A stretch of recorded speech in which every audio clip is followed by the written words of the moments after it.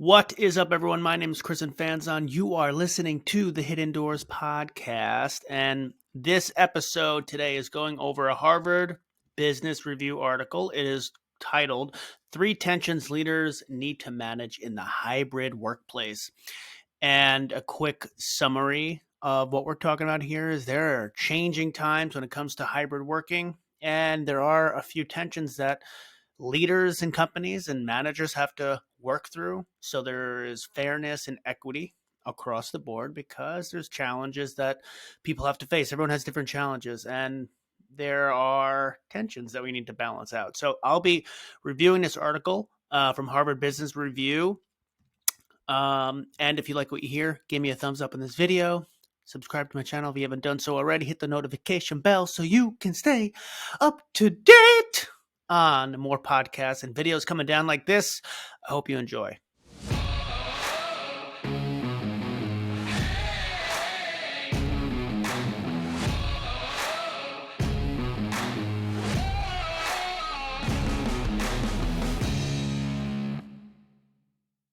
Okay, so we have an article titled Three Tensions Leaders Need to Manage in the Hybrid Workplace. It's published in the Harvard Business Review. The authors are Bobby Thomason and Jennifer Franksack. And the summary here is that actually, you know what? Harvard Business Review has their summary, so let me give you the snippet.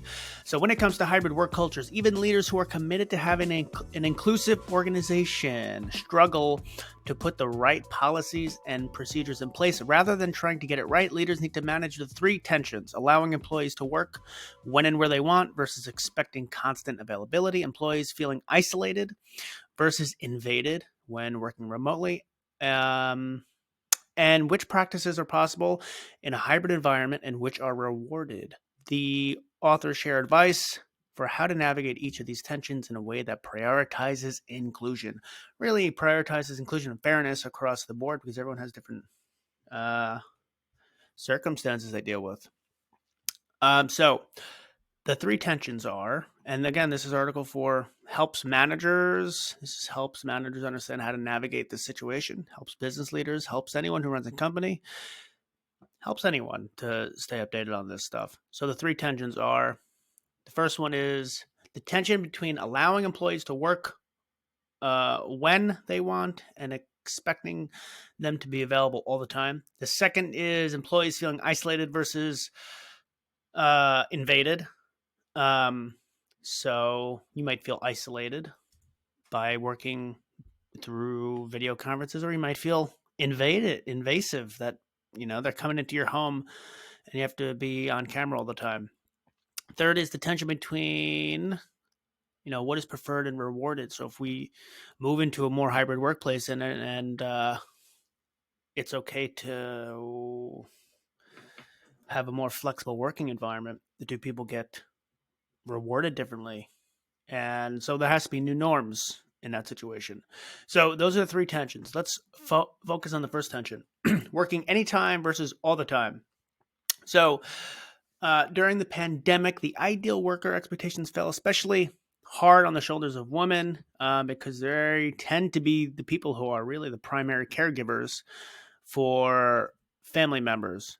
And so there's been this balance of, when do you work? You can work all the time, or you can be more flexible in your work schedule.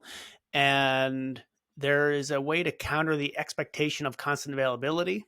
One of those is to offer your team the flexibility to choose when they work, by also making it clear one of the best times to be offline. You shouldn't probably be checking emails at like 10 o'clock p.m., but making clear when they work, while also making clear there should be times they're offline. So there's evidence that someone having control over their own schedule helps them maintain engagement at work and protects their well-being. I think that makes sense. When I feel like I have autonomy and control over my own schedule, I feel more in control. I feel better. I feel like mentally healthier, less stressed. That makes sense to me. And then one practice that some organizations you have used it to manage this tension is limiting communication during typical after hours. So, like I said, like early mornings, late at night, those probably should have limited communications. No emails. No, hey, I'm going to throw this on your calendar at 9 or 10 p.m. your time. Also, my company does this, and I really enjoy this. But no Friday meeting afternoons. It usually works, and there's almost never any meetings on my Friday afternoon, so it gives me time to catch up on work before I get into the weekend. But so there's no company wide, no work times. Company wide, even no work times. That might be a nice thing. So that is balancing the tension between working all the time and working anytime. Again, you're working when you're working from home and you're a hybrid, like you tend to work more hours than if you were commuting to work. And so again, it's finding that balance of like what hours should you be working? What shouldn't you? You can be working freaking 4 more hours because you can if you're putting all the commuting time that you would have put into commuting into working, you're working much more. So finding the nice balance between that tension is one of the challenges, and those are some solutions about I just mentioned. No company, no work times, limiting communication to typical after hours, flexibility to choose when people work, and being clear about when they shouldn't be working. Okay, second tension is isolation versus invasion. This is what I was referring to earlier, where if you're on all these video calls, some people might feel isolated. How do you know, people build cultures and connect with each other in person. They get lunch together. They on the elevator. They talk. They go get coffee. They have a conversation. They have one-on-ones in person. It is a different feeling than being in a meeting with five people and looking at a box in their face. And some people don't even put their video on, so you're just looking at like icons of people or like an initial of their name because it's usually what pops up as their avatar. So that's one side. The other side is, hey, this is my home. This is my personal space. I don't want the whole freaking company all the time, infiltrating my damn personal space. So some people feel invasive. And so there's a balance to play there. For people who are feeling isolated, what this article goes on to talk about is companies who institute weekly social time, for example, where you put maybe 20 minutes, 20-minute window down, and you can discuss things that are not work related. So lighthearted topics, sharing your favorite movie, your best birthday memory. Um, Even brief connections with colleagues can decrease the amount of emotional exhaustion caused by loneliness and prevent burnout. So, a weekly social time, maybe your team wants to get together and just play a game or not talk about work. That could be a nice mix to get everyone building the chemistry and acquainted and feeling less isolated. Now, for people who feel invasive, you could probably feel both too. By the way, I'm sure there's a combination of both. But for particularly when you're feeling invasive, um, I think it's important that you don't always have to attend every meeting with your camera on. And some might be important to have your camera on. I like to say the balance is like if you're in a small core group of your people and under five and it's your team and you want to build a chemistry you never met in person, or maybe have met in person, but mostly you work online together, it's probably nice to put that camera on so everyone can see each other's face. But not every meeting you need to have the camera on, because if that's feeling even if you have a smaller meeting and you feel like it's invasive, turn your damn camera off. It'll help. It'll help with that feeling of people invading your personal space. Okay, so that is the balance for tension two. Tension three, possible versus preferred. This goes on to talk about, we're talking about all these things that you could do. You can be more flexible with your time. And that's great. I think the new norms of working might change. Hey, you don't have to be on always from 8 to 6 constantly. Like if you have something to do in the morning because you have to take care of a family member or a child, and that might mean for a couple hours in the morning you have to do something, and then maybe you can log on or finish work another time.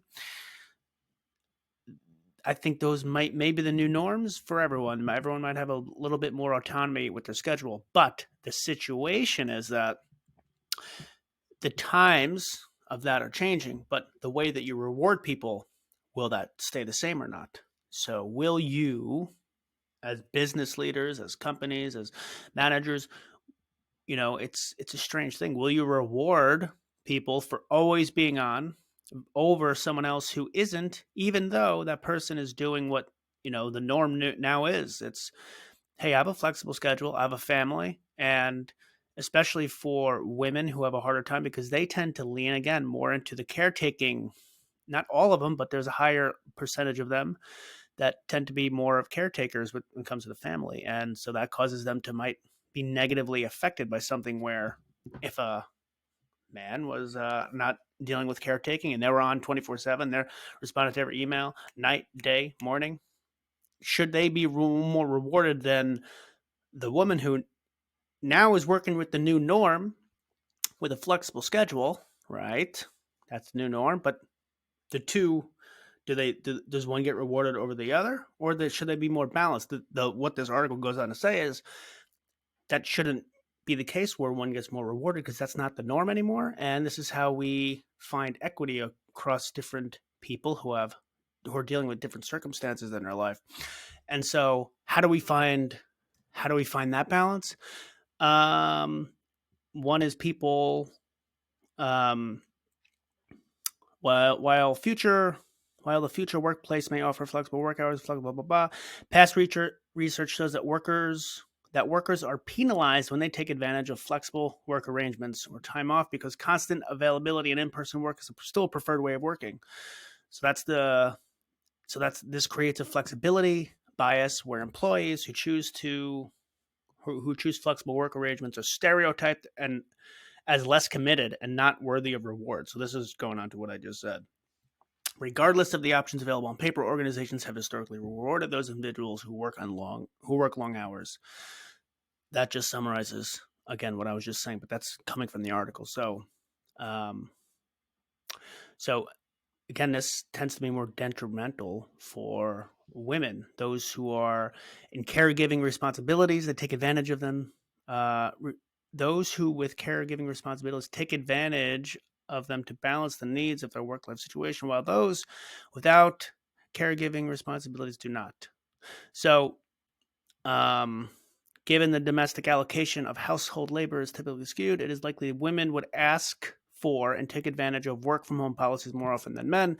This could put women at a disadvantage in terms of visibility and their ability to develop strategic networks that will get them promoted. Okay, so I guess the thing that what they're trying to say is that it's going to be critical here for managers and leaders, high-performing individuals, and those without caretaking responsibilities to use flexible work arrangements when possible, and also commend the people who do. So the people who use them wherever possible, commend them, and especially people who are in positions of leadership or power or running the company. Don't set the standard where you get punished for dealing with the new norm. You have the ability to set the new norm. And in order to have more equity in this workplace environment for everyone, you have the ability to set the new norm. So commend people who do take advantage of what the new norm is and reward evenly. And you have the ability to set the new norm. So those are the three tensions that the Harvard Business Review talks about. I have a feeling that there are going to be many, many, many articles that get posted about this stuff. It's a for people who can work from home. Again, it's new. It's a new way of working for a lot of people. And I think you have to take into account people's work-life balance. When people get older, they have children. And if we want our society to freaking thrive, we need to also be able to understand that people are going to take care of their damn children. That is important. That is probably one of the most important things you can do in this world.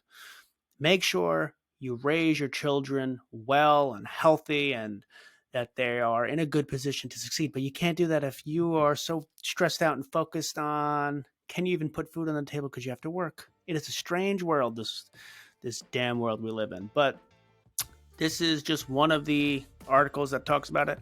I am very interested in what goes on in here because I'm in an industry that is working through these tensions as we speak. It's nothing new. I think it'll continue to happen after the pandemic has changed a lot of work culture, and we'll see how it goes. But for leaders, for managers, for people dealing with this, look at these 3 tensions. I'll post the link in the description if you have maybe you don't have a subscription to Harvard Business Review, but if you don't, I had a pretty good summary here. So those are the 3 tensions. I hope that you learned something from this damn podcast. If you did, give me a thumbs up. Subscribe to my channel if you haven't done so already. Hit the notification bell so you can. I don't know why I do that, by the way. So you can stay up to date on more videos and podcasts coming down like this. I hope you enjoy the rest of your day, and I will see you next time.